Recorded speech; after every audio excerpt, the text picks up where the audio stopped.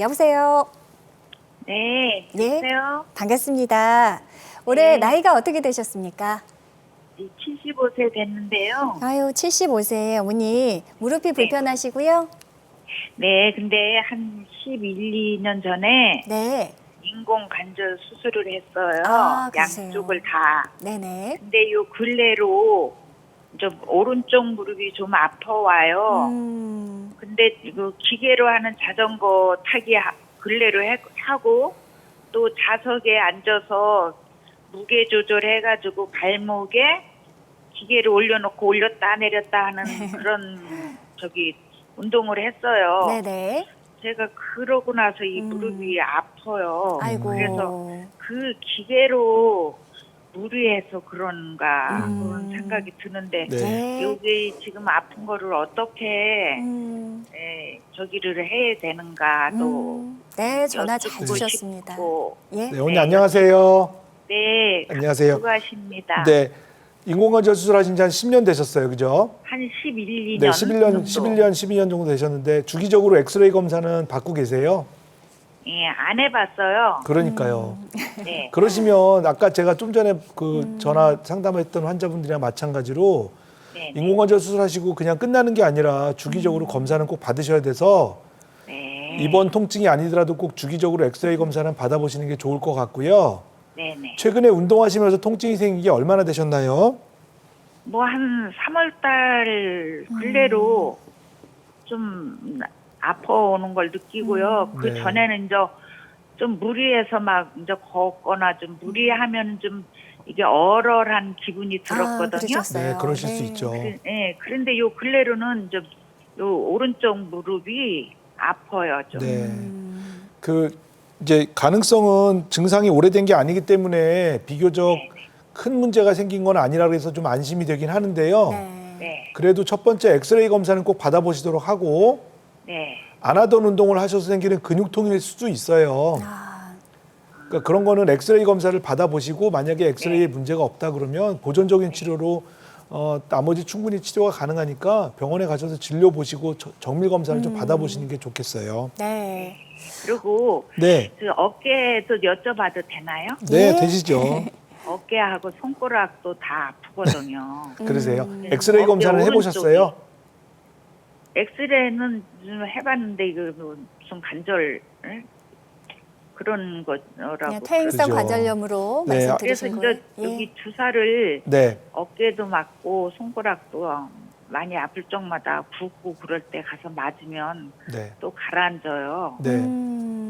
그런데 이제 좀 일을 하거나 뭐 무거운 걸 들거나 하면 이제 손가락이 더 아파지고 그렇죠. 오른쪽 어깨에도 많이 아파지고 그래서 네. 주사를 맞으면 좀 가라앉고 네. 한참 동안 좀 그래요. 그 주사 치료를 통해서 보존적인 치료로 증상을 조절하는 거 굉장히 좋은 방법이신데요. 네네. 꼭 조심하셔야 될 게 제가 아까 말씀드린 대로 이게 주사 치료를 해서는 안 되고 다른 치료를 해야 되는 건데 혹시나 주사 치료하면서 방치되고 있지 않은지 이런 걸 확인하기 위해서 정밀 검사를 해보시고 그 다음에 치료 받으시는 게 좋겠고 손가락 같은 경우는 류마티스 관절염을 꼭 감별을 하셔야 돼요. 네. 류마티스 관절염은 일반적인 퇴행성 관절염이랑 다르기 때문에 꼭 혈액 검사를 통해서 내가 류마티스 관절염이 있는지를 확인해 보시고 그리고 치료하시는 요 두 가지 꼭 명심하셔야 될 것 같아요. 예. 아, 어머니 오늘 전화 주신 김에 잘 질문 주신 것 같습니다. 네. 어깨며 손이며 원장님 말씀대로 주사 치료를 일단 지금 잘 다스리고 계신 건 맞는데요. 하지만 류마티스 관절염 가능성도 있기 때문에 꼭 혈액 검사도 병행하셔야 된다는 점, 이 점만 유의하셨으면 좋겠습니다. 자, 다음 전화도 받아보겠습니다. 여보세요? 네, 여보세요. 예, 안녕하세요. 반갑습니다. 네, 올해 나이가 어떻게 되셨습니까? 한 78세요. 예, 고령이시고요. 자, 네. 어머니 목소리가 너무 젊으셔서 제가 반문 드렸어요. 원장님 나와 계십니다. 직접 본인 어떻게 네. 불편하고 또 증상은 어떠셨는지 이야기 나눠보십시오. 네, 어머니 안녕하세요. 네, 안녕하세요. 네, 어디가 어떻게 불편하세요?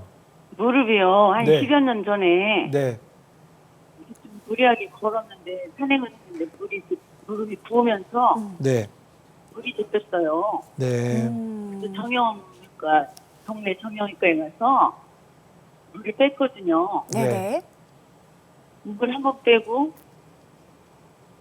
그 받치는 주사를 놔주시길래 네네. 그 맞고는 이제 물은 안 찼는데 그 병원에서 진통제하고 소염제 네. 그거하고 위장약하고 약을 지어줘서 먹고 있어요. 근데 네네. 그거 먹으면 이렇게 좀 걷고 음.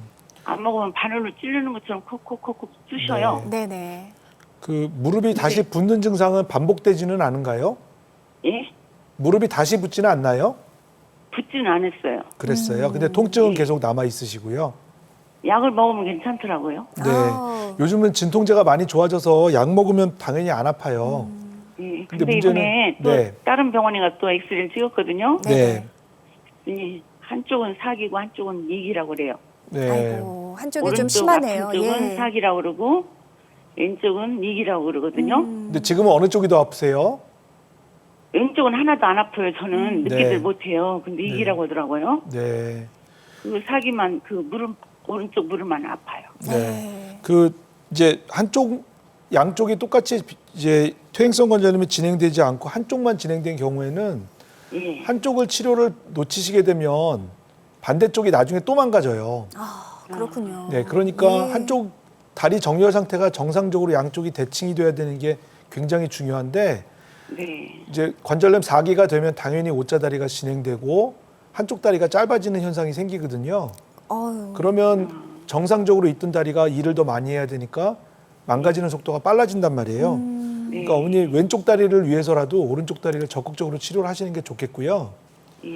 관절염이 4기라 그래도 꼭 인공관절 수술을 해야 되는 건 아니에요. 네. 상태에 따라서 정밀 검사를 해서 연골이 남아 있는 게 많이 그래도 어느 정도 남아 있고 관절 구조가 잘 보존이 돼 있다 그러면 다른 치료 방법, 인공관절이 아닌 치료 방법도 있고 또 인공관절을 해야 된다 하더라도 부분 치환술만 하면 인공관절 전 치환술보다 재활 치료가 굉장히 빨라지고 입원 기간도 짧아지거든요. 예. 그러니까 왼쪽 무릎을 생각해서라도 오른쪽 무릎을 적극적으로 치료를 하셔야 됩니다. 예. 자, 어머니 갑자기 또 이제 얼른 치료를 받으셔야 된다 말씀드리니까 목소리가 좀 많이 작아지셨어요. 그렇다고 우울해지셨어요. 하더라도 예, 빠르게 좀 가장 아프시고 진행이 된 오른쪽 다리는 빨리 시술이든 수술이든 조금 서둘러 보시는 게 좋을 것 같습니다. 오늘 전화 주셔서 고맙습니다. 자, 시간 관계상 여러분들의 고민 전화는 여기서 이제 마무리하도록 하겠습니다. 오늘은 무릎 퇴행성 관절염 그리고 비수술 치료법에 대해서 알아봤습니다. 많은 도움이 되셨으면 좋겠고요. 끝으로 원장님, 무릎 건강을 위한 조언 한 말씀 네. 부탁드립니다. 네, 제가 정형외과 전문의로 한 25년 정도 진료를 해오면서 그 느꼈던 게 있는데 많은 분들을 치료를 해왔는데 그분들 중에서 치료 효과가 좋은 분들과 그리고 나쁜 분들, 나빴던, 좋지 않았던 부분들을 이제 분류해서 왜 그런지 원인을 파악을 해보면 결과적으로 비교적 결과가 좋지 않았던 분들은 진단을 받으시고 나서 치료받는데 시간이 너무 오래 걸렸다는 아, 방치했군요. 예. 포인트들이 있었어요. 그래서 병을 키우면 그만큼 병을 치료를 해도 회복시키는 데 드는 노력과 시간이 오래 걸리니까 제발 아픈 무릎을 방치하지 마시고 꼭 잘 챙겨서 적극적으로 치료받으시길 바라겠습니다. 네. 감사합니다. 더 이상 미루시면 안 됩니다.